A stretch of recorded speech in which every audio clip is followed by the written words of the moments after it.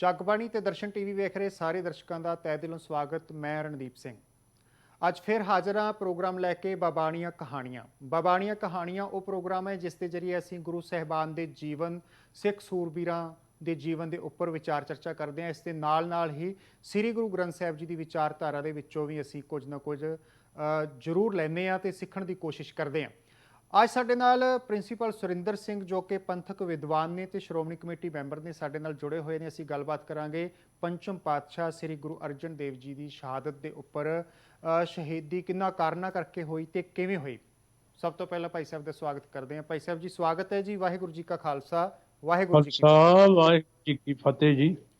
ਭਾਈ ਸਾਹਿਬ ਜੀ, ਧੰਨ ਗੁਰੂ ਅਰਜਨ ਸਾਹਿਬ ਸੱਚੇ ਪਾਤਸ਼ਾਹ ਦਾ ਸ਼ਹੀਦੀ ਦਿਹਾੜਾ ਦੁਨੀਆ ਭਰ ਦੇ ਵਿੱਚ ਬਹੁਤ ਹੀ ਸ਼ਰਧਾ ਭਾਵਨਾ ਦੇ ਨਾਲ ਹਰ ਸਾਲ ਮਨਾਇਆ ਜਾਂਦਾ ਹੈ। ਜੇਕਰ ਗੁਰੂ ਅਰਜਨ ਸਾਹਿਬ ਜੀ ਮਹਾਰਾਜ ਦੀ ਸ਼ਹਾਦਤ ਦੇ ਕਾਰਨਾਂ ਦੀ ਗੱਲ ਕਰੀਏ, ਸ਼ਹਾਦਤ ਦੇ ਕਾਰਨ ਕੀ ਸਨ, ਅਸੀਂ ਇਹ ਵੀ ਤੁਹਾਡੇ ਤੋਂ ਜਾਣਨਾ ਚਾਹਾਂਗੇ। ਪਰ ਇਸ ਤੋਂ ਪਹਿਲਾਂ ਮੈਂ ਇਹ ਚਾਹਾਂਗਾ ਕਿ ਸ਼ਹੀਦ ਸ਼ਬਦ ਦਾ ਅਰਥ ਕੀ ਹੈ, ਇਹ ਜ਼ਰੂਰ ਸੰਗਤਾਂ ਨੂੰ ਦੱਸੋ। ਸ਼ਹੀਦ ਕਿਆ ਕਿਸ ਨੂੰ ਜਾਂਦਾ ਹੈ? ਸ਼ਹੀਦਾਂ ਦੇ ਸਿਰਤਾਜ ਸਤਿਗੁਰੂ ਸਾਹਿਬ ਸ੍ਰੀ ਗੁਰੂ ਅਰਜਨ ਦੇਵ ਜੀ ਮਹਾਰਾਜ ਦਾ ਪਾਵਨ ਸ਼ਹੀਦੀ ਦਿਹਾੜਾ ਜਿਸ ਤਰ੍ਹਾਂ ਆਪ ਜੀ ਨੇ ਦੱਸਿਆ ਸੰਸਾਰ ਪੱਧਰ ਤੇ ਮਨਾਇਆ ਜਾਂਦਾ ਹੈ। ਧੰਨ ਗੁਰੂ ਅਰਜਨ ਦੇਵ ਜੀ ਮਹਾਰਾਜ ਦੀ ਸ਼ਹਾਦਤ ਸੰਸਾਰ ਦੀ ਇੱਕ ਲਾਸਾਨੀ ਸ਼ਹਾਦਤ ਹੈ। ਜੋ ਆਪ ਜੀ ਨੇ ਸਵਾਲ ਕੀਤਾ ਹੈ ਕਿ ਸ਼ਹਾਦਤ ਦਾ ਮਤਲਬ ਕੀ ਹੈ ਜਾਂ ਸ਼ਹੀਦੀ ਦਾ ਮਤਲਬ ਕੀ ਹੈ, ਮੈਂ ਇਹ ਦੱਸ ਦੇਣਾ ਚਾਹੁੰਦਾ ਰਣਦੀਪ ਜੀ ਕਿ ਸ਼ਹੀਦ ਅਰਬੀ ਭਾਸ਼ਾ ਦਾ ਸ਼ਬਦ ਹੈ ਜਿਸ ਦੇ ਅਰਥ ਹਨ ਗਵਾਹੀ ਦੇਣ ਵਾਲਾ ਜਾਂ ਰੱਬ ਦੇ ਖੁਦਾ ਦੇ ਰਾਹ ਵਿੱਚ ਆਪਣੀ ਜਾਨ ਕੁਰਬਾਨ ਕਰਨ ਵਾਲਾ। ਕਹਿੰਦੇ ਨੇ ਕਿ ਜ਼ਿੰਦਗੀ ਬਹੁਤ ਕੀਮਤੀ ਹੈ, ਇਸ ਨੂੰ ਬਚਾਉਣਾ ਚਾਹੀਦਾ ਹੈ। ਪਰ ਕਈ ਵਾਰ ਐਸਾ ਸਮਾਂ ਵੀ ਆ ਜਾਂਦਾ ਹੈ ਜਦ ਜ਼ਿੰਦਗੀ ਨੂੰ ਬਚਾਉਣ ਨਾਲ ਬੰਦਾ ਹਮੇਸ਼ਾ ਲਈ ਖਤਮ ਹੋ ਜਾਂਦਾ ਹੈ। ਇਸ ਲਈ ਕਈ ਮਰ ਕੇ ਵੀ ਸਦੀਆਂ ਤੱਕ ਜਿਉਂਦੇ ਹਨ ਤੇ ਕਈ ਜਿਉਂਦੇ ਵੀ ਮੁਰਦੇ ਤੁਰੇ ਫਿਰਦੇ ਹਨ। ਸ਼ੇਕਸਪੀਅਰ ਨੇ ਇੱਕ ਗੱਲ ਆਖੀ ਸੀ ਕਿ ਕਾਇਰ ਤੇ ਡਰਪੋਕ ਆਦਮੀ ਮਰਨ ਤੋਂ ਪਹਿਲਾਂ ਕਈ ਵਾਰ ਮਰਦੇ ਹਨ, ਪਰ ਸੂਰਬੀਰ ਜ਼ਿੰਦਗੀ 'ਚ ਇੱਕੋ ਵਾਰ ਮਰਦੇ ਹਨ। ਸ਼ਹੀਦ ਸਦਾ ਜਿਉਂਦੇ ਹਨ ਕਿਉਂਕਿ ਉਹ ਕੌਮਾਂ ਨੂੰ ਜ਼ਿੰਦਗੀ ਪ੍ਰਦਾਨ ਕਰਦੇ ਨੇ। ਸੋ ਸ਼ਹੀਦ ਲਫ਼ਜ਼ ਅਰਬੀ ਭਾਸ਼ਾ ਦਾ, ਫਾਰਸੀ ਭਾਸ਼ਾ ਦਾ ਸ਼ਬਦ ਹੈ ਜਿਸ ਦਾ ਮਤਲਬ ਖੁਦਾ ਦੇ ਮਾਰਗ ਤੇ, ਖੁਦਾ ਦੇ ਰਾਹ ਵਿੱਚ ਚੱਲਣ ਵਾਲਾ ਜਾਂ ਸ਼ਹੀਦ ਹੋਣ ਵਾਲਾ। ਭਾਈ ਸਾਹਿਬ, ਇੱਥੇ ਸ਼ਹੀਦ ਸ਼ਬਦ ਦਾ ਤੁਸੀਂ ਅਰਥ ਦੱਸਿਆ। ਮੈਂ ਨਾਲ ਇਹ ਵੀ ਜਾਣਨਾ ਚਾਹਾਂਗਾ ਕਿ ਗੁਰੂ ਨਾਨਕ ਸਾਹਿਬ ਜੀ ਤੋਂ ਸਿੱਖ ਪੰਥ ਦੀ ਸ਼ੁਰੂਆਤ ਹੁੰਦੀ ਹੈ। ਮਾਰਿਆ ਸਿੱਕਾ ਜਗਤ ਵਿੱਚ ਨਾਨਕ ਨਿਰਮਲ ਪੰਥ ਚਲਾਇਆ। ਗੁਰੂ ਅਰਜਨ ਸਾਹਿਬ ਤੋਂ ਬਾਅਦ ਪੰਚਮ ਪਾਤਸ਼ਾਹ ਤੱਕ ਕੋਈ ਸ਼ਹੀਦ ਪਹਿਲਾਂ ਹੋਇਆ ਸਿੱਖ ਇਤਿਹਾਸ ਦੇ ਵਿੱਚ? ਜੇਕਰ ਦੇਖਿਆ ਜਾਏ, ਜੇਕਰ ਹੈ ਤਾਂ ਉਸ ਦਾ ਜ਼ਿਕਰ ਕਰੋ, ਜੇਕਰ ਨਹੀਂ ਤਾਂ ਫਿਰ ਗੁਰੂ ਅਰਜਨ ਸਾਹਿਬ ਜੀ ਦੀ ਸ਼ਹੀਦੀ ਦੇ ਕਾਰਨ ਕੀ ਸਨ? ਜਗਤ ਗੁਰੂ ਨਾਨਕ ਪਾਤਸ਼ਾਹ ਨੇ ਜੋ ਆਪ ਜੀ ਨੇ ਬੋਲਿਆ, ਮਾਰਿਆ ਸਿੱਕਾ ਜਗਤ ਵਿੱਚ ਨਾਨਕ ਨਿਰਮਲ ਪੰਥ ਚਲਾਇਆ।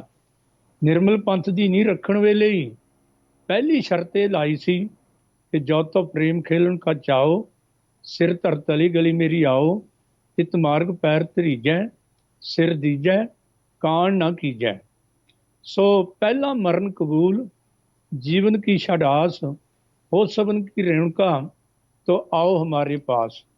दरअसल गुरु नानक पातशाह जी के समय ही भाई तारा जी पोपट जो लाहौर के रहने वाले सन, उन्हों की शहादत का जिक्र आता है। जदों बाबर ने करतारपुर आके हमला किया तो उन्होंने उसका विरोध करते हुए उन्होंने चक के अग दे विच सुट दिता। सो पहला शहीद जिहदा जिक्र बहुत घट इतिहास दे विच आया। इदां ही जगत गुरु नानक पातशाह मक्के दे विच जांदे ने ते जिहड़ा उत्थे पीर गुरु नानक पातशाह दा सिख बनदा है ਉਹ भी धरती विच गड्ढ के शहीद किया गया। नवीं खोजां दे मुताबिक किताबां आ चुकीਆਂ ने। सो गुरु नानक देव जी महाराज दे समय कुछ सिखां दा दो सिख जिहड़े शहीद मन्ने जांदे ने, पर अजे इस प्रथाई खोज की बहुत लोड़ है। सतगुरु गुरु अर्जन देव जी महाराज 5 गुरु साहिबान दे विचों 10 गुरु साहिबान दे विचों पहले शहीद होए हैं जिन्हां ने मानवता के भले लई ते गुरु नानक पातशाह दे ਪਾਏ ਹੋਏ ਮਾਰਗ ਤੇ ਚੱਲਦਿਆਂ ਪਹਿਲਾਂ ਸਬਰ ਨਾਲ ਜ਼ਬਰ ਦਾ ਮੁਕਾਬਲਾ ਕੀਤਾ ਹੈ। ਤੇ ਇਹ ਗੁਰੂ ਨਾਨਕ ਦੇਵ ਜੀ ਮਹਾਰਾਜ ਦੇ ਮਾਰਗ ਤੇ ਚੱਲਦਿਆਂ ਅਜਿਹਾ ਹੋਇਆ ਸੀ, ਕਿਉਂਕਿ ਜਗਤ ਗੁਰੂ ਨਾਨਕ ਪਾਤਸ਼ਾਹ ਨੇ ਉਸ ਵੇਲੇ ਦੇ ਧਰਮੀ ਕਹਾਉਣ ਵਾਲੇ, ਰਾਜਨੀਤਿਕ ਕਹਾਉਣ ਵਾਲੇ ਜੋ ਪ੍ਰਜਾ ਤੇ ਜ਼ੁਲਮ ਕਰਦੇ ਸਨ, ਉਹਨਾਂ ਦੇ ਬਾਰੇ ਆਵਾਜ਼ ਬੁਲੰਦ ਕੀਤੀ ਸੀ। ਰਾਜੇ ਛੀ ਮੁਕੱਦਮ ਕੁੱਤੇ, ਜਾਏ ਜਗਾਇਨ ਬੈਠੇ ਸੁੱਤੇ, ਚਾਕਰ ਨਹਿੰਦਾ ਪਾਇਨ ਘਾਓ, ਰਤ ਪਿੱਤ ਕੁੱਤਿਓ ਚੱਟ ਜਾਓ। ਸੋ ਗੁਰੂ ਨਾਨਕ ਪਾਤਸ਼ਾਹ ਦੀ ਟੱਕਰ ਬਾਬਰ ਦੇ ਨਾਲ ਹੋਈ। ਬਾਬਰ ਨੂੰ ਜਬਰ ਆਖਿਆ, ਉਸ ਦੀ ਹਕੂਮਤ ਨੂੰ ਬੁੱਚੜਾਂ ਦੀ ਹਕੂਮਤ ਆਖਿਆ, ਤੇ ਉਸਦੇ ਅਹਿਲਕਾਰਾਂ ਨੂੰ ਕੁੱਤੇ ਆਖ ਕੇ ਉਹਦਾ ਭਰਮਾ ਪ੍ਰੋਟੈਸਟ ਕੀਤਾ। ਦੂਜੇ ਨੰਬਰ ਤੇ ਗੁਰੂ ਅੰਗਦ ਦੇਵ ਜੀ ਦੀ ਟੱਕਰ ਹੁਮਾਯੂੰ ਦੇ ਨਾਲ ਹੋਈ। ਜਦੋਂ ਉੱਥੇ ਆ ਕੇ ਤਲਵਾਰ ਕੱਢੀ ਤੇ ਸਤਿਗੁਰੂ ਨੇ ਕਹਿ ਦਿੱਤਾ, ਸ਼ੇਰ ਸ਼ਾਹ ਸੇ ਕਛੁ ਨਾ ਕੀਨਾ, ਇਹਾਂ ਤਲਵਾਰ ਮੂਠ ਕੇ ਲੀਨਾ। ਤੀਜੇ ਚੌਥੇ ਪਾਤਸ਼ਾਹ ਦੀ ਟੱਕਰ ਅਕਬਰ ਬਾਦਸ਼ਾਹ ਨਾਲ ਸੀ। ਇਹ ਸਾਮ ਦਾਨ ਦੰਡ ਤੇ ਭੇਦ ਦੀ ਨੀਤੀ ਚਾਰੇ ਗੁਰੂ ਸਾਹਿਬਾਨ, ਪੰਜੇ ਗੁਰੂ ਸਾਹਿਬਾਨ ਤੱਕ ਅਪਣਾਈ, ਤੇ ਜਹਾਂਗੀਰ ਨੇ ਧੰਨ ਗੁਰੂ ਅਰਜਨ ਦੇਵ ਜੀ ਮਹਾਰਾਜ ਨੂੰ ਆਪਣੇ ਸਮੇਂ ਦੇ ਵਿੱਚ ਸ਼ਹੀਦ ਕੀਤਾ ਹੈ। ਤੇ ਉਹਨਾਂ ਦੇ ਸ਼ਹੀਦੀ ਦੇ ਕਾਰਨ ਕੀ ਨੇ, ਇਹ ਬਹੁਤ ਵਿਸਤਾਰ ਦੇ ਵਿੱਚ ਜਾਣ ਦੀ ਲੋੜ ਹੈ, ਪਰ ਸੰਖੇਪ ਮਾਤਰ ਵਿੱਚ ਅਸੀਂ ਇਹ ਕਹਿ ਸਕਦੇ ਹਾਂ ਕਿ ਗੁਰੂ ਨਾਨਕ ਪਾਤਸ਼ਾਹ ਸਰਬੱਤ ਮਾਨਵਤਾ ਦੇ ਭਲੇ ਲਈ ਇੱਕ ਐਸੇ ਰਾਜ ਦੀ ਸਥਾਪਨਾ ਕਰਨੀ ਚਾਹੁੰਦੇ ਸਨ, ਜਿਸ ਰਾਜ ਦੇ ਵਿੱਚ ਕੋਈ ਕਿਸੇ ਨੂੰ ਦਬਾ ਨਾ ਸਕੇ, ਕੋਈ ਕਿਸੇ ਤੇ ਜ਼ੁਲਮ ਨਾ ਕਰ ਸਕੇ, ਕੋਈ ਕਿਸੇ ਉਸ ਰਾਜ ਦੇ ਵਿੱਚ ਐਜੀਟੇਸ਼ਨਾਂ ਨਾ ਹੋਣ। ਐਸੇ ਰਾਜ ਨੂੰ ਹਲੀਮੀ ਰਾਜ ਗੁਰਮਤਿ ਵਿੱਚ ਆਖਿਆ ਗਿਆ। ਤੇ ਇਸ ਹਲੀਮੀ ਰਾਜ ਦਾ ਨਕਸ਼ਾ ਜਿਹੜਾ ਸੀ, ਉਹ ਗੁਰੂ ਨਾਨਕ ਪਾਤਸ਼ਾਹ ਨੇ ਆਖਿਆ ਸੀ, ਅਕਾਲ ਪੁਰਖ ਦੀ ਬਾਦਸ਼ਾਹਤ ਵਾਲਾ ਨਕਸ਼ਾ ਹੋਣਾ ਚਾਹੀਦਾ। ਅਕਾਲ ਪੁਰਖ ਦੀ ਬਾਦਸ਼ਾਹਤ ਕੀ ਹੈ, ਉਹ ਗੁਰੂ ਨਾਨਕ ਪਾਤਸ਼ਾਹ ਨੇ ਆਪਣੀ ਪਾਵਨ ਬਾਣੀ ਬਿਆਨ ਕੀਤੀ ਸੀ ਕਿ ਰਈਅਤ ਰਾਜੇ ਕਹਾਂ ਸਵਾਏ, ਦੋ ਅੰਤਰ ਸੋ ਜਾਸੀ, ਕਹਿਤ ਨਾਨਕ ਗੁਰ ਸੱਚੇ ਕੀ ਪੌੜੀ, ਰਹਿਸੀ ਅਲਖ ਨਿਵਾਸੀ। ਭਾਵ ਰਾਜ ਐਸਾ ਹੋਵੇ ਜਿੱਥੇ ਕਿਸੇ ਦੇ ਨਾਲ ਕੋਈ ਵਿਤਕਰਾ ਨਾ ਹੋਏ, ਕੋਈ ਦੁਸ਼ਮਣ, ਕੋਈ ਸ਼ੋਰ ਸ਼ਰਾਬਾ, ਕੋਈ ਐਜੀਟੇਸ਼ਨਾਂ ਨਾ ਹੋਣ, ਤੇ ਕਿਸੇ ਪਾਸੇ ਹੜਤਾਲਾਂ ਦਾ ਜ਼ੋਰ ਨਾ ਹੋਵੇ। ਗੁਰੂ ਨਾਨਕ ਪਾਤਸ਼ਾਹ ਐਸੇ ਰਾਜ ਦੀ ਨੀਂਹ ਰੱਖਣਾ ਚਾਹੁੰਦੇ ਸਨ। ਮੈਂ ਆਪਣੇ ਕੋਲੋਂ ਨਹੀਂ ਕਹਿੰਦਾ, ਭਾਈ ਗੁਰਦਾਸ ਜੀ ਕਹਿੰਦੇ ਹਨ, ਇੱਕ ਛਤ ਰਾਜ ਕਮਾਉਂਦਾ, ਦੁਸ਼ਮਣ ਦੂਤ ਨਾ ਸ਼ੋਰ ਸ਼ਰਾਬਾ, ਆਦਲ ਅਦਲ ਚਲਾਇਂਦਾ, ਜ਼ਾਲਮ ਜ਼ੁਲਮ ਦਾ ਜ਼ੋਰ ਜ਼ਰਾਬਾ, ਜ਼ਾਹਿਰ ਪੀਰ ਜਗਤ ਗੁਰ ਬਾਬਾ। ਬਿਲਕੁਲ ਪਹਿਲੇ ਚਾਰ ਗੁਰੂ ਸਾਹਿਬ ਦੇ ਵਿੱਚ ਇਹੋ ਜਿਹੇ ਬਹੁਤ ਸਾਰੇ ਪ੍ਰਮਾਣ ਮਿਲ ਜਾਂਦੇ ਆ, ਜਿਵੇਂ ਆਪਾਂ ਇਹ ਵੀ ਸ਼ਬਦ ਪੜ੍ਹਦੇ ਆ, ਬੇਗਮਪੁਰਾ ਸ਼ਹਿਰ ਕੋ ਨਾਉ, ਦੁੱਖ ਅੰਦੋ ਨਹੀਂ ਤੇ ਠਾਓ। ਇਹ ਜਿਹੜਾ ਇਸ ਦੀ ਕਲਪਨਾ ਜਿਹੜੀ ਆ ਕੀਤੀ ਹੈ, ਜਾਂ ਇਸ ਦਾ ਸੁਪਨਾ ਲਿਆ ਗਿਆ ਕਿ ਇਹੋ ਜਿਹਾ ਰਾਜ ਹੋਵੇ ਜਿੱਥੇ ਕਿਸੇ ਦੇ ਨਾਲ ਵੀ ਵਿਤਕਰਾ ਨਾ ਹੋਵੇ। ਤੇ ਗੁਰੂ ਸਾਹਿਬ ਨੇ ਆਪਣੇ ਜੀਵਨ ਦੇ ਦੌਰਾਨ ਕਿਸੇ ਨਾਲ ਕੋਈ ਵਿਤਕਰਾ ਨਹੀਂ ਕੀਤਾ। ਪਰ ਆਪਾਂ ਗੱਲ ਕਰ ਰਹੇ ਹਾਂ ਪੰਚਮ ਪਾਤਸ਼ਾਹ ਧੰਨ ਸ੍ਰੀ ਗੁਰੂ ਅਰਜਨ ਦੇਵ ਜੀ ਦੇ ਸ਼ਹੀਦੀ ਦੇ ਕਾਰਨਾਂ ਦੀ। ਕਾਰਨ ਕਈ ਮੰਨੇ ਜਾਂਦੇ ਨੇ। ਸਭ ਤੋਂ ਜਿਹੜਾ ਵੱਡਾ ਕਾਰਨ ਸੀ ਉਹ ਬਾਬਰ ਦੀ ਜ਼ਾਬਰ ਨੀਤੀ ਸੀ, ਬਾਬਰ ਦੇ ਵੱਲੋਂ ਕੀਤੇ ਹੋਏ ਜ਼ੁਲਮ ਜਾਂ ਤਸ਼ੱਦਦ ਸੀ, ਉਸ ਦੀ ਕੱਟੜ ਮੁਤੱਸਬੀ ਨੀਤੀ ਸੀ, ਜਾਂ ਹੋਰ ਵੀ ਕਾਰਨ ਸਨ? ਹਾਂ, ਇਸ ਤੋਂ ਇਲਾਵਾ ਹੋਰ ਵੀ ਕਾਰਨ ਸਨ। ਮੈਂ ਪਹਿਲਾਂ ਹੀ ਆਪ ਜੀ ਨੂੰ ਦੱਸਿਆ ਕਿ ਇਹ ਟੱਕਰ ਜਿਹੜੀ ਹੈ ਬਾਬੇ ਨਾਨਕ ਦੇ ਸਮੇਂ ਤੋਂ ਚੱਲ ਗਈ ਸੀ, ਪਰ ਜਿਸਮਾਨੀ ਤੌਰ ਤੇ ਜਿਹੜੀ ਸ਼ਹਾਦਤ ਦਾ ਜਾਮ ਹੈ, ਉਹ ਗੁਰੂ ਸਾਹਿਬਾਨ ਦੇ ਵਿੱਚੋਂ ਸਭ ਤੋਂ ਪਹਿਲਾਂ ਗੁਰੂ ਅਰਜਨ ਦੇਵ ਜੀ ਮਹਾਰਾਜ ਨੂੰ ਸ਼ਹਾਦਤ ਦਾ ਜਾਮ ਪੀਣਾ ਪਿਆ। ਉਸ ਦਾ ਕਾਰਨ ਸਭ ਤੋਂ ਵੱਡਾ, ਤੁਝ ਕੇ ਜਹਾਂਗੀਰੀ ਵਿੱਚ ਆਪ ਲਿਖਦਾ ਹੈ ਜਹਾਂਗੀਰ ਕਿ ਮੈਂ ਬਿਆਸ ਦਰਿਆ ਦੇ ਕੰਢੇ ਗੋਇੰਦਵਾਲ ਸਾਹਿਬ ਵਿਖੇ ਜੋ ਗੁਰੂ ਅਰਜਨ ਦੇ ਭੇਸ ਵਿੱਚ ਇੱਕ ਆਪਣੇ ਪੁਰਖਿਆਂ ਦੇ ਸਮੇਂ ਤੋਂ ਪ੍ਰਚਾਰ ਕਰ ਰਿਹਾ ਹੈ, ਤੇ ਮੈਂ ਇਸ ਦੁਕਾਨੇ ਬਾਤਲ ਨੂੰ, ਭਾਵ ਝੂਠ ਦੀ ਦੁਕਾਨ ਨੂੰ ਪਹਿਲਾਂ ਹੀ ਬੰਦ ਕਰਨਾ ਚਾਹੁੰਦਾ ਸਾਂ। ਇੱਥੋਂ ਪਤਾ ਲੱਗਦਾ ਹੈ ਕਿ ਗੁਰੂ ਅਰਜਨ ਦੇਵ ਜੀ ਮਹਾਰਾਜ ਦੇ ਘਰ ਨੂੰ, ਸਿੱਖ ਧਰਮ ਨੂੰ ਉਹ ਦੁਕਾਨੇ ਬਾਤਲ, ਝੂਠ ਦੀ ਦੁਕਾਨ ਕਹਿੰਦਾ ਸੀ। ਕਾਰਨ ਕੀ ਸੀ? ਮੁਹਸਿਨ ਪਾਨੀ ਲਿਖਦਾ ਹੈ ਕਿ ਉਸ ਵੇਲੇ ਅਫਗਾਨਿਸਤਾਨ ਤੇ ਹਿੰਦੁਸਤਾਨ ਦਾ ਕੋਈ ਐਸਾ ਸ਼ਹਿਰ, ਕੋਈ ਕਸਬਾ, ਕੋਈ ਪਿੰਡ, ਕੋਈ ਨਗਰ ਐਸਾ ਨਹੀਂ ਸੀ ਜਿੱਥੇ ਸਿੱਖ ਨਾ ਵਸਦੇ ਹੋਣ। ਔਰ ਸਿੱਖਾਂ ਦੀ ਬਹੁ ਗਿਣਤੀ ਨੂੰ ਦੇਖ ਕੇ ਸਰਕਾਰ ਨੂੰ, ਹਕੂਮਤ ਨੂੰ ਇਹ ਫਿਕਰ ਪੈਂਦਾ ਜਾ ਰਿਹਾ ਸੀ ਕਿ ਇਹ ਤਾਕਤ ਜਿਹੜੀ ਹੈ ਉਹ ਗੁਰਗੱਦੀ ਦੇ ਦੁਆਲੇ ਇਕੱਠੀ ਹੋ ਰਹੀ ਹੈ, ਕੱਲ੍ਹ ਨੂੰ ਸਾਡੇ ਰਾਜ ਦੇ ਲਈ ਇਹ ਖਤਰਾ ਵੀ ਬਣ ਸਕਦੀ ਹੈ। ਸੋ ਇੱਕ ਪਾਸੇ ਇਨਕਲਾਬੀ ਵਿਚਾਰ ਸਨ, ਜ਼ਾਬਰ ਜ਼ੁਲਮ ਤੇ ਜ਼ਲਮ ਦੇ ਖਿਲਾਫ ਟੱਕਰ ਚੱਲੀ ਹੋਈ ਸੀ। ਦੂਜੇ ਪਾਸੇ ਪੁਜਾਰੀਵਾਦ, ਉਹ ਨਵੇਂ ਸਿਧਾਂਤ, ਨਵੀਂ ਪਰੰਪਰਾ ਤੇ ਨਵੇਂ ਹੀ ਜੋ ਗੁਰੂ ਨਾਨਕ ਪਾਤਸ਼ਾਹ ਨੇ ਪੰਥ ਸਾਜਿਆ ਸੀ ਉਹਦੇ ਨਾਲ ਵੀ ਈਰਖਾ ਖਾਂਦਾ ਸੀ, ਕਿਉਂਕਿ ਇੱਥੇ ਸਰਬ ਮਾਨਵਤਾ ਨੂੰ ਸਰਬ ਸਾਂਝੇ ਏਕ ਪਿਤਾ ਏਕ ਸਕੇ ਹਮ ਬਾਰਕ ਜਾਂ ਅਵਲ ਅੱਲਾ ਨੂਰ ਪਾਇਆ ਕੁਦਰਤ ਕੇ ਸਭ ਬੰਦੇ ਤਾਂ ਉਪਦੇਸ਼ ਦਿੱਤਾ ਜਾ ਰਿਹਾ ਸੀ। ਇੱਥੇ ਕੋਈ ਬ੍ਰਾਹਮਣ ਨਹੀਂ, ਖੱਤਰੀ ਨਹੀਂ, ਸ਼ੂਦਰ ਨਹੀਂ, ਵੈਸ਼ ਨਹੀਂ, ਸਭ ਇੱਕੋ ਸੰਗਤ, ਇੱਕੋ ਪੰਗਤ, ਇੱਕੋ ਹੀ ਸਰੋਵਰ, ਇੱਕੋ ਹੀ ਬੌਲੀ ਦੇ ਵਿੱਚ ਨਹਾਉਂਦੇ ਸਨ। ਸੋ ਪੁਜਾਰੀ ਜਾਤ ਵੀ ਜਿਹੜੀ ਹੈ ਗੁਰੂ ਅਰਜਨ ਦੇਵ ਜੀ ਦੀ ਸ਼ਹਾਦਤ ਦੇ ਵਿੱਚ ਇੱਕ ਬਹੁਤ ਵੱਡਾ ਕਾਰਨ ਸੀ, ਜਿਹਦੇ ਕਰਕੇ ਮਹੇਸ਼ ਦਾਸ ਬ੍ਰਾਹਮਣ ਜਿਹੜਾ ਬਾਅਦ ਵਿੱਚ ਅਕਬਰ ਦੇ ਦਰਬਾਰ ਵਿੱਚ ਜਾ ਕੇ ਬੀਰਬਲ ਬਣ ਗਿਆ, ਉਹ ਉਹਨਾਂ ਜਾਤ ਮਾਨੀ ਲੋਕਾਂ ਦੇ ਲਈ ਹੱਥ ਠੋਕਾ ਬਣਿਆ ਹੋਇਆ ਸੀ, ਜੋ ਹਰ ਵੇਲੇ ਹਕੂਮਤ ਦੇ ਕੰਨ ਭਰਦੇ ਸਨ। ਇਸ ਤੋਂ ਇਲਾਵਾ ਉਸ ਵੇਲੇ ਦੇ ਕੁਝ ਕਵੀ ਲੋਕ ਆਪਣੀ ਬਾਣੀ ਸ੍ਰੀ ਗੁਰੂ ਗ੍ਰੰਥ ਸਾਹਿਬ ਵਿੱਚ ਦਰਜ ਕਰਾਉਣਾ ਚਾਹੁੰਦੇ ਸਨ, ਪਰ ਇੱਥੇ ਗੁਰਮਤ ਦੀ ਕਸਵੱਟੀ ਤੇ ਲਾ ਕੇ ਜਦੋਂ ਉਹਨਾਂ ਦੀ ਵਿਚਾਰਧਾਰਾ ਕਰਕੇ ਉਹਨਾਂ ਚਾਰਾਂ ਭਗਤਾਂ ਦੇ ਉਹਨਾਂ ਕਵਿਤਾਵਾਂ ਨੂੰ ਰੱਦ ਕਰ ਦਿੱਤਾ ਗਿਆ, ਉਹ ਵੀ ਨਾਰਾਜ਼ ਹੋ ਗਏ। ਇਸ ਤੋਂ ਇਲਾਵਾ ਜੋ ਸਖੀ ਸਰਵਰੀਆਂ ਦਾ ਮਤ ਚੱਲਿਆ ਹੋਇਆ ਸੀ, ਇਹ ਤਰਨਤਾਰਨ ਦੇ ਲਾਗੇ ਉਹਨੂੰ ਠੱਲ ਪਾਉਣ ਦੇ ਲਈ ਸ੍ਰੀ ਤਰਨਤਾਰਨ ਸਾਹਿਬ ਦੀ ਸਥਾਪਨਾ ਕੀਤੀ ਤੇ ਪੀਰ ਨਗਾਹੇ ਨੂੰ ਮੰਨਣ ਵਾਲੇ ਬਹੁਤ ਵੱਡੇ ਵੱਡੇ ਪ੍ਰਚਾਰਕ ਗੁਰੂ ਅਰਜਨ ਦੇਵ ਗੁਰੂ ਨਾਨਕ ਪਾਤਸ਼ਾਹ ਦੀ ਵਿਚਾਰਧਾਰਾ ਤੋਂ ਪ੍ਰਭਾਵਿਤ ਹੋ ਕੇ ਸਿੱਖ ਧਰਮ ਵਿੱਚ ਸ਼ਾਮਲ ਹੋ ਗਏ। ਉਹ ਵੀ ਆਪਣੇ ਆਪ ਨੂੰ ਇੱਕ ਬਹੁਤ ਵੱਡਾ ਖਤਰਾ ਮਹਿਸੂਸ ਕਰਦੇ ਸਨ। ਸੋ ਗੁਰੂ ਅਰਜਨ ਦੇਵ ਜੀ ਮਹਾਰਾਜ ਦੀ ਸ਼ਹਾਦਤ ਦੇ ਕਾਰਨ ਜਿਹੜੇ ਹੈ ਉਹਨਾਂ ਵਿੱਚ ਘਰ ਦਾ ਘਰੇਲੂ ਜਿਹੜਾ ਸੀ ਵੈਰ ਵਿਰੋਧ, ਬਾਬਾ ਪ੍ਰੀਥੀ ਚੰਦ ਵਰਗੇ ਉਹ ਵੀ ਵਿੱਚ ਆ ਜਾਂਦੇ ਹਨ। ਚੰਦੂ ਵਰਗਿਆਂ ਦੀ ਧੀ ਦਾ ਰਿਸ਼ਤਾ ਮੋੜਨਾ, ਇਹ ਵੀ ਗੁਰੂ ਅਰਜਨ ਦੇਵ ਜੀ ਮਹਾਰਾਜ ਦੇ ਨਾਲ ਈਰਖਾ ਕਰਦੇ ਸਨ। ਸੋ ਇਹਨਾਂ ਕਾਰਨਾਂ ਦੇ ਕਰਕੇ ਦੂਜੇ ਪਾਸੇ ਸਿੱਖੀ ਦਾ ਦਿਨੋਂ ਦਿਨ ਵੱਧਦਾ ਜਾ ਰਿਹਾ ਪ੍ਰਚਾਰ ਜਿਹੜਾ ਸੀ, ਉਹ ਹਕੂਮਤ ਦੇ ਲਈ ਇੱਕ ਖਤਰਾ ਬਣਿਆ ਹੋਇਆ ਸੀ। ਭਾਈ ਗੁਰਦਾਸ ਜੀ ਮਹਾਰਾਜ ਨੇ ਆਪ ਆਪਣੀ ਰਚਨਾ ਦੇ ਵਿੱਚ ਇਹ ਬਿਆਨ ਕੀਤਾ ਸੀ ਕਿ ਸਿੱਖ ਸੰਗਤ ਆਵੇ ਅਣਗਤਾ ਚਾਰੇ ਚੱਕ ਨਿਵਾਇਣ, ਸਿੱਖ ਸੰਗਤ ਆਵੇ ਅਣਗਤਾ, ਵੀ ਅਣਗਿਣਤ ਸੰਗਤਾਂ ਜਿਹੜੀਆਂ ਨੇ ਚਾਰੇ ਚੱਕਾਂ ਭਾਵ ਚਾਰੇ ਕੋਨਿਆਂ ਤੋਂ ਗੁਰੂ ਅਰਜਨ ਦੇਵ ਜੀ ਪਾਸ ਆ ਰਹੀਆਂ ਸਨ। ਸੋ ਇੱਕ ਈਰਖਾ ਸੀ, ਜਿਹਦੇ ਕਰਕੇ ਗੁਰੂ ਅਰਜਨ ਦੇਵ ਜੀ ਨੂੰ ਸ਼ਹੀਦ ਕਰਨ ਦੇ ਲਈ ਇੱਕ ਬਹਾਨਾ ਜਿਹੜਾ ਮਤਸਵੀ ਲੋਕਾਂ ਵੱਲੋਂ ਕਰ ਦਿੱਤਾ ਗਿਆ। ਜੋ ਜਹਾਂਗੀਰ ਬਾਦਸ਼ਾਹ ਸੀ, ਉਹਦੇ ਕੰਨ ਭਰੇ ਕਿ ਜਦੋਂ ਦਾਰਾ ਸ਼ਿਕੋ ਜਿਹੜਾ ਹੈ ਉਹ ਭੱਜਿਆ ਹੈ ਖੁਸਰੋ, ਅਮੀਰ ਖੁਸਰੋ, ਤੇ ਉਹ ਗੋਇੰਦਵਾਲ ਸਾਹਿਬ ਵਿਖੇ ਆਇਆ, ਗੁਰੂ ਅਰਜਨ ਦੇਵ ਜੀ ਮਹਾਰਾਜ ਦਾ ਲੰਗਰ ਵੀ ਛਕਿਆ ਤੇ ਆਪਣੇ ਮੱਥੇ ਤੇ ਟਿੱਕਾ ਵੀ ਲਵਾਇਆ ਔਰ ਉਹਦੇ ਲਈ ਅਰਦਾਸ ਕੀਤੀ, ਕਿਉਂਕਿ ਉਹ ਬਾਗੀ ਸੀ।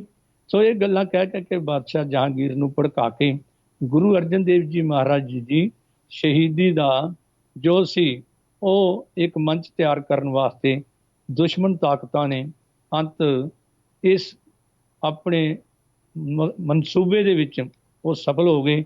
ਜਦ ਸ਼ੇਖ ਅਹਿਮਦ ਸਰਹੰਦੀ, ਸ਼ੇਖ ਫਰੀਦ ਬੁਖਾਰੀ ਤੇ ਮਰਤਜ਼ਾ ਹੁਸੈਨ ਇੱਦਾਂ ਦੇ ਜਿਹੜੇ ਉਸ ਵੇਲੇ ਦੇ ਦਰਬਾਰੀ ਸਨ, ਸਰਕਾਰੀ ਦਰਬਾਰੇ ਸ਼ੋਭਾ ਪਾਉਣ ਵਾਲੇ, ਉਹ ਮਤਸਵੀ ਲੋਕ ਸਾਰੇ ਗੁਰੂ ਅਰਜਨ ਦੇਵ ਜੀ ਦੇ ਵੱਧਦੇ ਪ੍ਰਭਾਵ ਤੋਂ ਤੰਗ ਆਏ ਹੋਏ ਪਏ ਸਨ।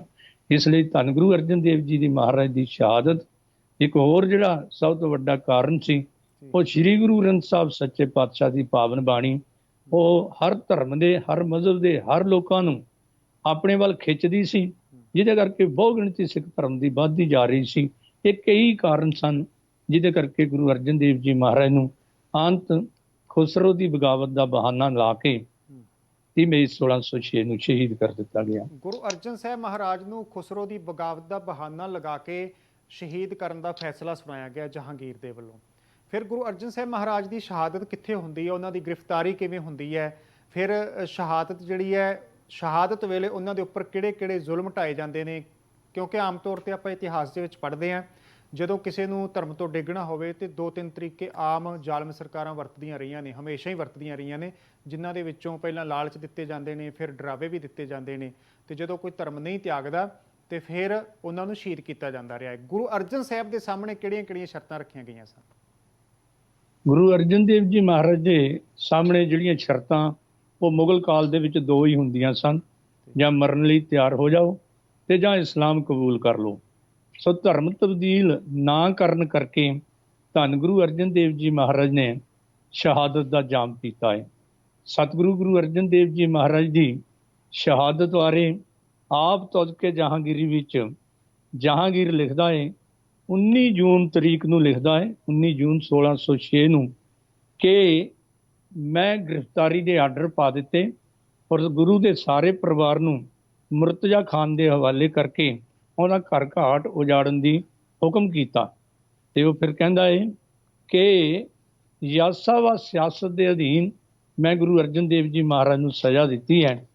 ਫੈਸਲਾ ਸੁਣਾਇਆ ਤੇ ਯਾਦ ਰੱਖਣਾ ਕਿ 20 ਮਈ ਨੂੰ ਗੁਰੂ ਅਰਜਨ ਦੇਵ ਜੀ ਮਹਾਰਾਜ ਨੂੰ ਸ਼ਹੀਦੀ ਦੇ ਆਰਡਰ ਹੁੰਦੇ ਨੇ ਔਰ 22 ਮਈ ਨੂੰ ਆ ਕੇ ਗੁਰੂ ਅਰਜਨ ਦੇਵ ਜੀ ਮਹਾਰਾਜ ਨੂੰ ਸ੍ਰੀ ਅੰਮ੍ਰਿਤਸਰ ਸਾਹਿਬ ਤੋਂ ਗ੍ਰਿਫਤਾਰ ਕਰ ਲਿਆ ਜਾਂਦਾ ਹੈ ਤੇ ਲਾਹੌਰ ਦੇ ਵਿੱਚ ਲਿਜਾ ਕੇ 30 ਮਈ 1606 ਤੱਕ ਧੰਨ ਗੁਰੂ ਅਰਜਨ ਦੇਵ ਜੀ ਮਹਾਰਾਜ ਨੂੰ ਜੋ ਅਸਹਿ ਤੇ ਅਕਹਿ ਕਸ਼ਟ ਦਿੱਤੇ ਗਏ ਉਹਦਾ ਜ਼ਿਕਰ ਜਿਹੜਾ ਹੈ ਉਹ ਜਹਾਂਗੀਰ ਨੇ ਖੁਦ ਕੀਤਾ ਹੈ ਕਿ ਯਾਸਾ ਵਾ ਸਿਆਸਤ ਇਹ ਚੰਗੇਜ਼ ਖਾਨ ਦਾ ਬਣਾਇਆ ਹੋਇਆ ਕਾਨੂੰਨ ਸੀ, ਜਿਹਦੇ ਅਧੀਨ ਸ਼ਹੀਦ ਨੂੰ ਐਸੇ ਢੰਗ ਦੇ ਨਾਲ ਮਾਰਨਾ ਕਿ ਉਹਦੇ ਸਰੀਰ ਦੇ ਵਿੱਚੋਂ ਖੂਨ ਦੇ ਤੁਪਕੇ ਧਰਤੀ ਤੇ ਨਾ ਡਿੱਗਣ, ਕਿਉਂਕਿ ਮੁਗਲ ਬਾਦਸ਼ਾਹ ਨੂੰ ਇਹ ਵਹਿਮ ਸੀ ਕਿ ਜਿਤਨੇ ਸ਼ਹੀਦ ਦੇ ਤੁਪਕੇ ਧਰਤੀ ਤੇ ਡਿੱਗਦੇ ਨੇ ਉਤਨੇ ਹੀ ਸ਼ਹੀਦ ਹੋਰ ਪੈਦਾ ਹੋ ਜਾਂਦੇ ਹਨ।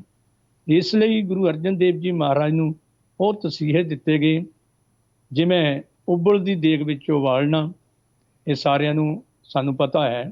ਔਰ ਦੂਜੇ ਨੰਬਰ ਤੇ ਤੱਤੀ ਤਵੀ ਤੇ ਬਿਠਾਣਾ, ਤੱਤੀ ਰੇਤ ਸੀਸ ਤੇ ਪਾਣੀ, ਤੇ ਫਿਰ ਉਹਨਾਂ ਨੂੰ ਚੱਕ ਕੇ ਰਾਵੀ ਦਰਿਆ ਦੇ ਕੰਢੇ ਤੇ ਲੈ ਜਾਣਾ। ਇਹਦਾ ਕਾਰਨ ਕੀ ਸੀ? ਸਭ ਤੋਂ ਵੱਡਾ ਭਾਈ ਸਾਹਿਬ ਭਾਈ ਕੇਸਰ ਸਿੰਘ ਜੀ ਛਿੱਬਰ, ਜਿਹੜੇ ਭਾਈ ਮਤੀ ਦਾਸ ਜੀ ਸ਼ਹੀਦ, ਜਿਨ੍ਹਾਂ ਨੂੰ ਦਿੱਲੀ ਚਾਂਦਨੀ ਚੌਂਕ ਵਿੱਚ ਸ਼ਹੀਦ ਕੀਤਾ, ਉਹਨਾਂ ਦੇ ਦੋਤੇ ਸਨ। ਤੇ ਭਾਈ ਮਤੀ ਦਾਸ ਜੀ ਭਾਈ ਧਰਮਚੰਦ ਜੀ ਦੇ ਛਿੱਬਰ ਦੇ ਦੋਤੇ ਸਨ, ਜਿਹੜੇ 8ਵੇਂ ਪਾਤਸ਼ਾਹ ਗੁਰੂ ਹਰਕ੍ਰਿਸ਼ਨ ਜੀ ਮਹਾਰਾਜ ਦੇ ਦੀਵਾਨ ਸਨ। ਭਾਈ ਧਰਮਚੰਦ, ਉਹਨਾਂ ਨੇ ਬੰਸਾਵਲੀ ਨਾਵਾਂ ਦੇ ਪੰਨਾ 139-41 ਉੱਤੇ ਲਿਖਿਆ ਹੈ ਕਿ ਉਬਲਦੀ ਦੇਗ, ਤੱਤੀ ਤਵੀ, ਤੱਤੀ ਰੇਤ, ਫਿਰ ਰਾਵੀ ਦੇ ਕੰਢੇ ਲੈ ਕੇ ਗਏ ਤੇ ਸੰਗਸਾਰ ਦੀ ਸਜ਼ਾ ਦਿੱਤੀ ਗਈ। ਸੰਗਸਾਰ ਹੁੰਦਾ ਹੈ ਕਿ ਬੱਟੇ ਮਾਰ ਮਾਰ ਕੇ, ਪੱਥਰ ਮਾਰ ਮਾਰ ਕੇ ਕਿਸੇ ਨੂੰ ਸ਼ਹੀਦ ਕਰ ਦੇਣਾ। ਤੇ ਉਸ ਵੇਲੇ ਗੁਰੂ ਅਰਜਨ ਦੇਵ ਜੀ ਮਹਾਰਾਜ ਦੀ ਅੱਖ ਦੇ ਭਰਵੱਟੇ ਉੱਤੇ ਬਹੁਤ ਵੱਡਾ ਛਾਲਾ ਹੋਇਆ ਪਿਆ ਸੀ। ਇੱਕ ਦੁਸ਼ਟ ਨੇ ਇੱਕ ਨਕੋਲਾ ਜਿਹਾ ਪੱਥਰ ਮਾਰਿਆ, ਤਿਕੋਣਾ ਜਿਹਾ ਪੱਥਰ, ਜਿਹਦੇ ਨਾਲ ਉਹ ਛਾਲਾ ਵੀ ਟੁੱਟ ਗਿਆ, ਛਾਲਾ ਵੀ ਫੁੱਟ ਗਿਆ ਤੇ ਕੁਝ ਖੂਨ ਵੀ ਗੁਰੂ ਅਰਜਨ ਦੇਵ ਜੀ ਮਹਾਰਾਜ ਦੇ ਮਸਤਕ ਵਿੱਚੋਂ ਨਿਕਲਿਆ ਹੈ।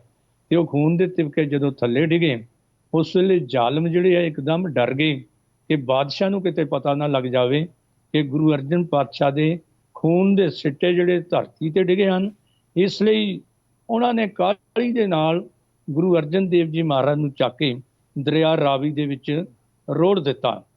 ਭਾਈ ਸਾਹਿਬ ਲਿਖਦੇ ਨੇ, ਭਾਈ ਕੇਸਰ ਸਿੰਘ ਛਿੱਬਰ, ਕਿ ਡਰਦਾ ਹਿੰਦੂ ਕੋਈ ਨੇੜੇ ਨਾ ਜਾਏ, ਬੱਧੇ ਹੋਏ ਰਾਵੀ ਵਿੱਚ ਦਿੱਤੇ ਅੜਾਏ ਰੁੜਾਏ, ਬੱਧੇ ਹੋਏ ਹੱਥ ਪੈਰ ਬੰਨੇ ਹੋਏ ਗੁਰੂ ਅਰਜਨ ਦੇਵ ਜੀ ਮਹਾਰਾਜ ਨੂੰ ਰਾਵੀ ਦਰਿਆ ਦੇ ਵਿੱਚ ਜਲ ਪ੍ਰਵਾਹ ਕਰ ਦਿੱਤਾ ਗਿਆ। ਤੇ ਬਾਅਦ ਵਿੱਚ ਇਹ ਕਹਾਣੀਆਂ ਕਰ ਦਿੱਤੀਆਂ ਗਈਆਂ ਕਿ ਗੁਰੂ ਅਰਜਨ ਦੇਵ ਜੀ ਮਹਾਰਾਜ ਨੇ ਉਬਲਦੀ ਦੇਗ, ਤੱਤੀ ਤਵੀ, ਤੱਤੀ ਰੇਤ ਤੋਂ ਬਾਅਦ ਇਸ਼ਨਾਨ ਕਰਨ ਦੀ ਸ਼ੰਕਾ ਜ਼ਾਹਰ ਕੀਤੀ। ਇੱਥੇ ਇਸ਼ਨਾਨ ਦੀ ਸ਼ੰਕਾ ਵਾਲੀ ਕੋਈ ਗੱਲ ਨਹੀਂ ਸੀ।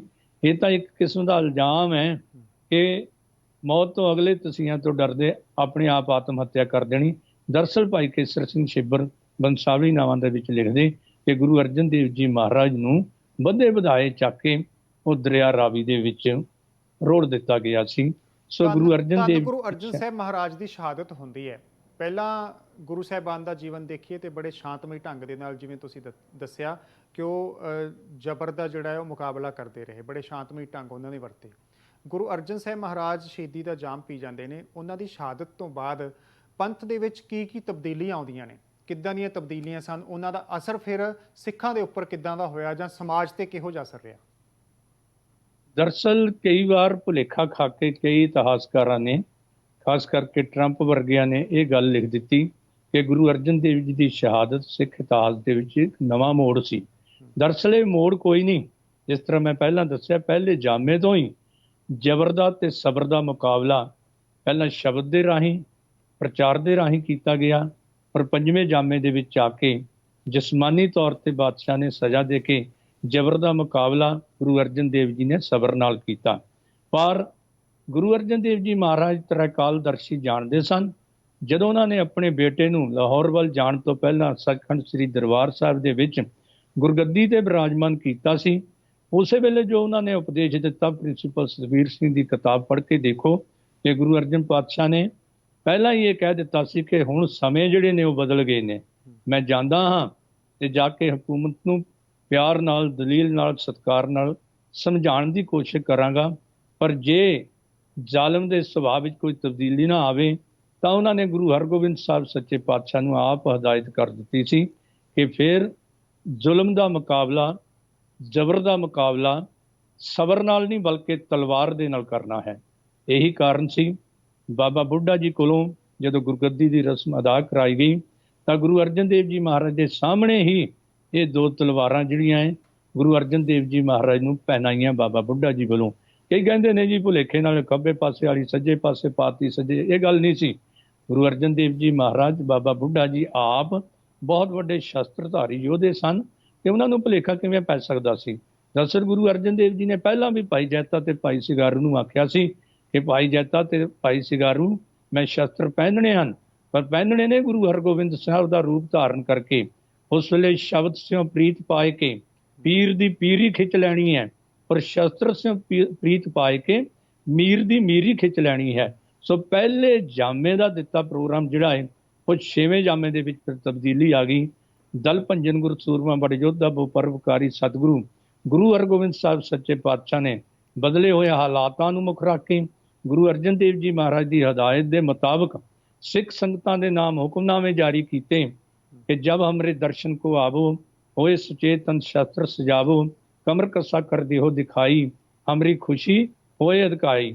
ਕਿ ਹੁਣ ਅੱਜ ਤੋਂ ਬਾਅਦ ਮੇਰੀ ਪਿਆਰੀ ਭੇਟਾਂ ਚੰਗੀਆਂ ਜਵਾਨੀਆਂ, ਚੰਗੀ ਨਸਲ ਦੇ ਘੋੜੇ ਤੇ ਚੰਗੇ ਸ਼ਸਤਰ ਹੋਣਗੇ। ਜਿਨ੍ਹਾਂ ਨੇ ਮੇਰੀਆਂ ਖੁਸ਼ੀਆਂ ਲੈਣੀਆਂ ਨੇ ਉਹ ਆਓ ਵਧੀਆ ਵਧੀਆ ਸ਼ਸਤਰ ਪਹਿਨੋ ਔਰ ਸ਼ਸਤਰ ਭੇਟਾ ਕਰੋ। ਉਹਦੇ ਨਾਲ ਹੀ ਜਿਸਮਾਨੀ ਤੌਰ ਤੇ ਤਕੜੇ ਹੋਣ ਦੇ ਲਈ ਗੁਰੂ ਹਰਗੋਬਿੰਦ ਸਾਹਿਬ ਸੱਚੇ ਪਾਤਸ਼ਾਹ ਨੇ ਜੋ ਪ੍ਰੋਗਰਾਮ ਦਿੱਤੇ ਕਿ ਜੰਗਲਾਂ 'ਚ ਜਾਓ, ਸ਼ਿਕਾਰ ਖੇਡੋ, ਕੁਸ਼ਤੀਆਂ ਕਰੋ। ਕਮਜ਼ੋਰੀ ਇੱਕ ਕੌਮੀ ਗੁਨਾਹ ਹੈ ਜੋ ਕਿਸੇ ਨੂੰ ਕਿਸੇ ਵੀ ਹਾਲਤ ਦੇ ਵਿੱਚ ਮੁਆਫ ਨਹੀਂ ਕੀਤੀ ਜਾ ਸਕਦੀ। ਸੋ ਸਾਰੇ ਪ੍ਰੋਗਰਾਮ ਤਬਦੀਲ ਕਰਕੇ ਸੱਚਖੰਡ ਸ੍ਰੀ ਦਰਬਾਰ ਸਾਹਿਬ ਦੇ ਸਾਹਮਣੇ ਧਰਮ ਤੇ ਰਾਜਨੀਤੀ ਦਾ ਸੁਮੇਲ ਕਰਦੇ ਹੋਏ ਸੱਚੇ ਪਾਤਸ਼ਾਹ ਨੇ ਅਕਾਲ ਤਖਤ ਦੀ ਰਚਨਾ ਕੀਤੀ। ਅਕਾਲ ਤਖਤ ਸਾਹਿਬ ਦੇ ਤਖਤ ਦੇ ਉੱਤੇ ਜਿਸ ਦਿਨ ਬੈਠੇ ਸੱਚੇ ਪਾਤਸ਼ਾਹ 1609 ਈਸਵੀ ਨੂੰ, ਉਸ ਦਿਨ ਢਾਡੀ ਨੱਥਾ ਤੇ ਅਬਦੁੱਲਾ ਜੀ ਨੇ ਵਾਰ ਗਾਈ ਸੀ ਕਿ ਦੋ ਤਲਵਾਰੀ ਬੱਧੀਆਂ, ਇੱਕ ਮੀਰੀ ਦੀ ਇੱਕ ਪੀਰ ਦੀ, ਇੱਕ ਅਜ਼ਮਤ ਦੀ ਇੱਕ ਰਾਜ ਦੀ, ਇੱਕ ਰਾਖੀ ਕਰੇ ਵਜ਼ੀਰ ਦੀ, ਹਿੰਮਤ ਬਾਹਾਂ ਕੋਟਗੜ ਦਰਵਾਜ਼ਾ ਬਲਖ ਫਕੀਰ ਜੀ, ਪੱਗ ਤੇਰੀ ਕੀ ਜਹਾਂਗੀਰ ਦੀ, ਸੱਚਾ ਤਖਤ ਸੁਹਾਇਓ ਸ਼੍ਰੀ ਗੁਰੂ ਪਾਏ ਕੇ, ਸ਼ਬ ਵਰਨੀ ਨੇ ਜਾਏ ਕਿਆ ਕਹੋ ਸੁਣਾਏ ਕੇ, ਰਬ ਸਦ ਭੈ ਮਲੀਨ ਸੋ ਦਰਸ਼ ਦਿਖਾਏ ਕੇ, ਸ਼੍ਰੀ ਗੁਰੂ ਤਖਤ ਵਿਰਾਜੇ ਪ੍ਰਭੂ ਧਿਆਏ ਕੇ। ਉਹ ਬਾਦਸ਼ਾਹ ਜਹਾਂਗੀਰ ਜੀ ਨੇ ਇੱਕ ਕਾਨੂੰਨ ਬਣਾ ਦਿੱਤਾ ਸੀ, ਕੋਈ 3 ਫੁੱਟ ਉੱਚੇ ਥੜੇ ਤੇ ਆਪਣੇ ਘਰ ਵਿੱਚ ਵੀ ਨਹੀਂ ਬੈਠ ਸਕਦਾ ਤਾਂ ਕਿ ਬਾਦਸ਼ਾਹੀ ਤੌਰ ਤਰੀਕਿਆਂ ਦੀ ਆਦਤ ਨਾ ਪੈ ਜਾਵੇ। ਕੋਈ ਘੋੜਿਆਂ ਦੀ ਸਵਾਰੀ ਨਹੀਂ ਕਰ ਸਕਦਾ, ਕੋਈ ਸਿਰ ਤੇ ਦਸਤਾਰ ਨਹੀਂ ਸਜਾ ਸਕਦਾ, ਕੋਈ ਸ਼ਸਤਰ ਨਹੀਂ ਪਹਿਨ ਸਕਦਾ। ਪਰ ਧੰਨ ਗੁਰੂ ਹਰਗੋਬਿੰਦ ਸਾਹਿਬ ਸੱਚੇ ਪਾਤਸ਼ਾਹ ਨੇ ਬਿਲਕੁਲ ਇਸ ਦੇ ਉਲਟ ਸਿੱਖ ਸੰਗਤਾਂ ਨੂੰ ਪ੍ਰੇਰਨਾ ਕੀਤੀ। ਕੋਈ 2 ਮੰਜ਼ਿਲਾ ਮਕਾਨ ਨਹੀਂ ਬਣਾ ਸਕਦਾ ਸੀ, ਆਪ ਕੁਤਬ ਮੀਨਾਰ ਵਰਗੀਆਂ ਬਿਲਡਿੰਗਾਂ ਬਣਾਉਂਦੇ ਸਨ। ਪਰ ਧੰਨ ਗੁਰੂ ਹਰਗੋਬਿੰਦ ਸਾਹਿਬ ਨੇ ਸਾਨੂੰ ਅਣਖ, ਇੱਜ਼ਤ ਤੇ ਗੈਰਤ ਨਾਲ ਜ਼ਿੰਦਗੀ ਦਾ ਬਲ ਸਿਖਾਉਣ ਦੇ ਲਈ ਆਪ ਬਾਬਾ ਅਟਲ ਜੀ ਦੀ ਯਾਦ ਵਿੱਚ 9 ਮੰਜ਼ਿਲਾ ਇਮਾਰਤ ਬਣਾ ਕੇ, ਕੁਤਬ ਮੀਨਾਰ ਨਾਲੋਂ ਉੱਚੀ ਇਹ ਇਮਾਰਤ ਬਣਾ ਕੇ ਚੈਲੰਜ ਕੀਤਾ ਹਕੂਮਤ ਨੂੰ ਕਿ ਅਸੀਂ ਵੀ ਅਣਖ, ਇੱਜ਼ਤ ਤੇ ਗੈਰਤ ਨਾਲ ਜ਼ਿੰਦਗੀ ਜਿਉਣਾ ਜਾਣਦੇ ਹਾਂ। ਅਕਾਲ ਤਖਤ ਦੀ ਰਚਨਾ ਕੀਤੀ ਕਿ ਦਿੱਲੀ ਦੇ ਤਖਤ ਨਾਲੋਂ ਇੱਕ ਨੇਜਾ ਉੱਚਾ ਤਖਤ ਜਿਹੜਾ ਇਹ ਬਣਾ ਕੇ ਸਮੇਂ ਦੀ ਹਕੂਮਤ ਨੂੰ ਚੈਲੰਜ ਕੀਤਾ ਕਿ ਸਾਡੇ ਦੇਸ਼ ਦੇ ਵੀ ਰਾਜੇ ਬਣ ਸਕਦੇ ਨੇ, ਜਿਸ ਦੀ ਬਦੌਲਤ 4 ਲੜਾਈਆਂ, 4 ਯੁੱਧ ਗੁਰੂ ਹਰਗੋਬਿੰਦ ਸਾਹਿਬ ਜੀ ਤੇ ਆਕਾਰ ਨਹੀਂ ਉਹਨਾਂ ਨੂੰ ਲੜਨੇ ਪੈ ਗਏ। 4 ਯੁੱਧ ਜਿੱਤੇ, ਲੜੇ ਤੇ ਉਹਨਾਂ ਦੇ ਵਿੱਚ ਜਿੱਤ ਹਾਸਲ ਕੀਤੀ। ਉਹਦੇ ਚੋਂ ਪਹਿਲੇ ਸਾਹਿਬ ਮਹਾਰਾਜ ਨੇ 4 ਯੁੱਧ ਲੜੇ ਤੇ ਉਹਨਾਂ ਦੇ ਵਿੱਚ ਜਿੱਤ ਵੀ ਹਾਸਲ ਕੀਤੀ। ਮੈਂ ਆਖਰੀ ਸਵਾਲ ਇੱਥੇ ਤੁਹਾਨੂੰ ਪੁੱਛਣਾ ਚਾਹਾਂਗਾ ਜਾਂਦਿਆਂ ਕਿਉਂਕਿ ਅਸੀਂ ਜ਼ਿਆਦਾ ਸਮਾਂ ਨਹੀਂ ਲੈ ਸਕਦੇ। ਗੁਰੂ ਅਰਜਨ ਸਾਹਿਬ ਮਹਾਰਾਜ ਦੀ ਸ਼ਹੀਦੀ ਦਾ ਆਰਡਰ ਜਿਹੜਾ ਹੈ ਉਹ ਬਾਦਸ਼ਾਹ ਜਹਾਂਗੀਰ ਦੇ ਵੱਲੋਂ ਕੀਤਾ ਜਾਂਦਾ ਹੈ। ਤੱਤੀ ਤਵੀ ਤੇ ਬਿਠਾ ਕੇ ਉੱਪਰ ਗਰਮ ਰੇਤ ਪਾ ਕੇ ਗੁਰੂ ਅਰਜਨ ਸਾਹਿਬ ਮਹਾਰਾਜ ਨੂੰ ਸ਼ਹੀਦ ਕੀਤਾ ਜਾਂਦਾ ਹੈ। ਪਰ ਬਾਅਦ ਦੇ ਵਿੱਚ ਧੰਨ ਗੁਰੂ ਹਰਗੋਬਿੰਦ ਸਾਹਿਬ ਮਹਾਰਾਜ ਤੇ ਉਹੀ ਜਹਾਂਗੀਰ ਜਿਸ ਨੇ ਗੁਰੂ ਅਰਜਨ ਸਾਹਿਬ ਮਹਾਰਾਜ ਨੂੰ ਆਰਡਰ ਕੀਤੇ ਸਨ ਸ਼ਹੀਦ ਕਰ ਦੇਣ ਦੇ, ਉਹਨਾਂ ਦੇ ਵਿੱਚ ਆਪਸੀ ਨੇੜਤਾ ਵੀ ਬਣਦੀ ਹੈ। ਉਹ ਨੇੜਤਾ ਕਿਵੇਂ ਬਣੀ, ਉਸ ਦੇ ਕੀ ਕਾਰਨ ਸਨ, ਤੇ ਜਿਹੜੇ ਚੰਦੂ ਵਰਗੇ ਲੋਕ ਸਨ ਜਿਨ੍ਹਾਂ ਨੇ ਗੁਰੂ ਅਰਜਨ ਸਾਹਿਬ ਮਹਾਰਾਜ ਦੇ ਸਿਰ ਦੇ ਉੱਪਰ ਤੱਤੀ ਰੇਤ ਪਵਾਈ ਸੀ, ਉਹਨਾਂ ਨੂੰ ਸਿੱਖਾਂ ਨੇ ਸਜ਼ਾ ਕਿਵੇਂ ਦਿੱਤੀ? ਜਿਹੜੀ ਗੱਲ ਤੁਸੀਂ ਆਖੀ ਕਿ ਨੇੜਤਾ ਕਿਵੇਂ ਬਣੀ, ਉਹ ਪਹਿਲੇ ਨੰਬਰ ਤੇ ਗੱਲ ਯਾਦ ਰੱਖਣ ਵਾਲੀ ਇਹ ਹੈ ਕਿ ਜਦੋਂ ਗੁਰੂ ਤੇਗ ਬਹਾਦਰ ਜੀ ਦੀ ਮੈਂ ਮਾੜੀ ਇੱਕ ਗੱਲ ਪ੍ਰਮਾਣ ਦੇਣਾ ਚਾਹੁੰਦਾ। ਕਾਜ਼ੀ ਅਬਦੁਲ ਵਹਾਬ ਬੋਹਰਾ ਨੇ ਪੁੱਛਿਆ ਸੀ ਕਿ ਸੱਚੇ ਪਾਤਸ਼ਾਹ ਪਹਿਲੇ ਜਾਮੇ ਦੇ ਵਿੱਚ ਸਾਰੀ ਬਰਾਦਰੀ ਤੁਹਾਨੂੰ ਕਹਿੰਦੀ ਸੀ ਜੰਜੂ ਪਾ ਲਓ, ਜੰਜੂ ਪਾ ਲਓ, ਤੁਸੀਂ ਪਾਇਆ ਨਹੀਂ। ਅੱਜ ਅਸੀਂ ਤੁਹਾਡੀ ਮਦਦ ਕਰ ਰਹੇ ਹਾਂ, ਜੰਜੂ ਲਾ ਰਹੇ ਹਾਂ, ਤੇ ਹੁਣ ਤੁਸੀਂ ਫੇਰ ਆ ਕੇ ਅੜ ਗਏ। ਕਾਰਨ ਕੀ ਹੈ, ਮਾਜਰਾ ਕੀ ਹੈ? ਇਹ ਗੁਰੂ ਤੇਗ ਬਹਾਦਰ ਜੀ ਨੇ ਉਸ ਵੇਲੇ ਆਖਿਆ ਸੀ, ਉਦੋਂ ਜਬਰੀ ਲਾਇਆ ਜਾਂਦਾ ਸੀ, ਮੈਂ ਲਾਣ ਨਹੀਂ ਦਿੱਤਾ। ਉਦੋਂ ਹੁਣ ਜੰਜੂ ਜਿਹੜਾ ਜਬਰੀ ਪਾਇਆ ਜਾਂਦਾ ਸੀ, ਮੈਂ ਪਾਣ ਨਹੀਂ ਦਿੱਤਾ। ਹੁਣ ਜਬਰੀ ਲਾਇਆ ਜਾ ਰਿਹਾ, ਮੈਂ ਲਾਣ ਨਹੀਂ ਦੇਣਾ, ਕਿਉਂਕਿ ਗੁਰੂ ਨਾਨਕ ਪਾਤਸ਼ਾਹ ਦਾ ਧਰਮ ਜ਼ਬਰ ਜ਼ੁਲਮ ਦੇ ਖਿਲਾਫ ਹੈ, ਕਿਸੇ ਧਰਮ ਕਿਸੇ ਮਜ਼ਹਬ ਦੇ ਖਿਲਾਫ ਨਹੀਂ। ਕਿਉਂਕਿ ਜਦੋਂ ਗੁਰੂ ਹਰਗੋਬਿੰਦ ਸਾਹਿਬ ਨੂੰ ਗਵਾਲੀਅਰ ਦੇ ਕਿਲੇ ਵਿੱਚ ਕੈਦ ਕਰ ਦਿੱਤਾ ਗਿਆ, ਉਸ ਵੇਲੇ ਸਿੱਖਾਂ ਨੇ ਪ੍ਰੋਟੈਸਟ ਵਜੋਂ ਸ਼ਬਦ ਚੌਂਕੀਆਂ ਦਾ ਰਿਵਾਜ, ਮਾਤਾ ਗੰਗਾ ਜੀ, ਉਹਨਾਂ ਦੇ ਪੂਜਨੀਕ ਮਾਤਾ ਜੀ, ਬਾਬਾ ਬੁੱਢਾ ਜੀ, ਭਾਈ ਗੁਰਦਾਸ ਜੀ, ਸਿੱਖ ਸੰਗਤਾਂ ਨਾਲ ਸਲਾਹ ਕਰਕੇ ਪ੍ਰੋਟੈਸਟ ਜਲੂਸ ਕੱਢੇ ਸ਼ਹਿਰ ਅੰਮ੍ਰਿਤਸਰ ਦੇ ਵਿੱਚ।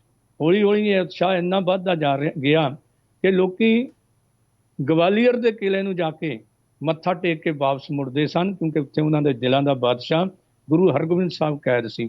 ਜਦੋਂ ਲੱਖਾਂ ਲੋਕ ਭਾਰਤ ਦੇ ਜਿਹੜੇ ਇਹਨਾਂ ਸਿੱਖੀ ਦਾ ਪ੍ਰਚਾਰ ਹੋ ਚੁੱਕਾ ਸੀ, ਇਸ ਜ਼ਬਰ ਜ਼ੁਲਮ ਦੇ ਖਿਲਾਫ ਇਹ ਧਾਰਮਿਕ ਪ੍ਰੋਟੈਸਟ ਜਲੂਸਾਂ ਵਿੱਚ ਸ਼ਾਮਲ ਹੋਣੇ ਸ਼ੁਰੂ ਹੋ ਗਏ, ਤੇ ਉਸ ਵੇਲੇ ਬਾਦਸ਼ਾਹ ਦਾ ਸਿੰਘਾਸਣ ਡੋਲਣਾ ਸ਼ੁਰੂ ਹੋਇਆ। ਤੇ ਕੁਦਰਤੀ ਉਹਨੂੰ ਐਸੀ ਬਿਮਾਰੀ ਲੱਗੀ, ਮੁਮਤਾਜ਼ ਬੇਗਮ ਜਿਹੜੀ ਸੀ, ਤਾਜ ਮਹਿਲ ਜੀ ਦੀ ਯਾਦ ਦੇ ਵਿੱਚ ਬਣਾਇਆ, ਉਹ ਸਾਈਂ ਮੀਆਂ ਮੀਰ ਜੀ ਦੇ ਕੋਲ ਲੈ ਕੇ ਗਈ। ਤੇ ਸਾਈਂ ਮੀਆਂ ਮੀਰ ਜੀ ਵੀ ਗੁਰੂ ਅਰਜਨ ਦੇਵ ਜੀ ਮਹਾਰਾਜ ਗੁਰੂ ਹਰਗੋਬਿੰਦ ਸਾਹਿਬ ਦੇ ਸ਼ਰਧਾਲੂ ਸਨ। ਉਹਨਾਂ ਨੇ ਕਹਿ ਦਿੱਤਾ, ਬਾਦਸ਼ਾਹ ਇਹ ਤੇਰੀਆਂ ਬਿਮਾਰੀਆਂ ਦਾ ਕਾਰਨ ਤੇ ਤੇਰੇ ਜ਼ੁਲਮਾਂ ਦਾ ਕਾਰਨ, ਤੂੰ ਰੱਬ ਨੂੰ, ਤੂੰ ਖੁਦਾ ਨੂੰ ਗਵਾਲੀਅਰ ਦੇ ਕਿਲੇ ਵਿੱਚ ਕੈਦ ਕੀਤਾ ਗਿਆ ਹੈ। ਇੱਕ ਪਾਸੇ ਦੇਸ਼ ਦੀ ਜਨਤਾ ਤੇਰੇ ਇਸ ਜ਼ੁਲਮ ਦੇ ਖਿਲਾਫ ਉੱਠ ਰਹੀ ਹੈ, ਦੂਜੇ ਪਾਸੇ ਤੂੰ ਕਰੋਪੀ ਸਹੇੜ ਰਿਹਾ, ਇਸ ਲਈ ਜਿੰਨੀ ਛੇਤੀ ਹੋ ਸਕਦਾ ਹੈ ਧੰਨ ਗੁਰੂ ਹਰਗੋਬਿੰਦ ਸਾਹਿਬ ਨੂੰ ਰਿਹਾ ਕਰ ਦੋ। ਉਹ ਸਾਈਂ ਮੀਆਂ ਮੀਰ ਜੀ ਦੀ ਪ੍ਰੇਰਨਾ ਕਰਕੇ ਗੁਰੂ ਅਰਜਨ ਦੇਵ ਜੀ ਮਹਾਰਾਜ ਦਾ, ਗੁਰੂ ਹਰਗੋਬਿੰਦ ਸਾਹਿਬ ਦਾ ਸ਼ਰਧਾਲੂ ਬਣਿਆ ਸੀ। ਕੁਛ ਉਹਦੇ ਤੱਕ ਸਹੀ ਰਿਪੋਰਟਾਂ ਵੀ ਪਹੁੰਚ ਗਈਆਂ, ਔਰ ਬਹੁਤ ਸਾਰੇ ਸਰਕਾਰੀ ਅਧਿਕਾਰੀ ਵੀ ਉਹਨਾਂ ਦੇ ਪ੍ਰਭਾਵ ਥੱਲੇ ਸਨ।